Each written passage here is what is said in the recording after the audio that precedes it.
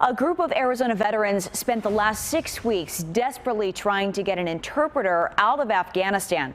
The interpreter had not only helped them during their time in Afghanistan, but was vital to a rescue mission involving President Joe Biden. The interpreter is now safely out of the country. Matt Galka is live tonight with this remarkable story. Matt.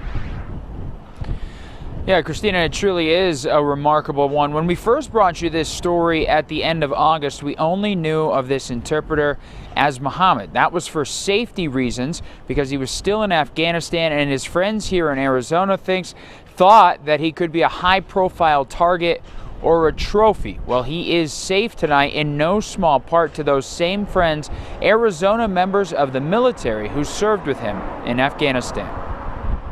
Mohammed Aman Khalili is out of Afghanistan. The Afghan interpreter and his family were trapped there as the Taliban retook the country as the U.S. withdrew troops. And 13 years ago, he was vital in helping then-Senator Joe Biden and 2 other senators get to safety along with U.S. forces when their helicopters were forced to land during a bad snowstorm. We were using secure communications.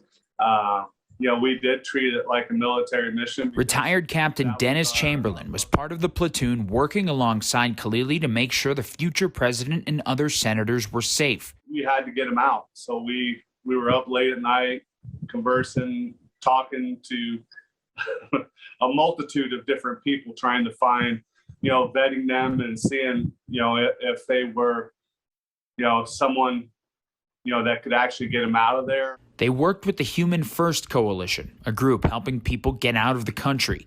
Khalili would have been a marked man if people knew about his association with the president. Secrecy was key. Even a lot of the people on the ground, my team who were transporting him, didn't know who he was. Even in the safe houses where he was staying, nobody knew who he was. He was just another person.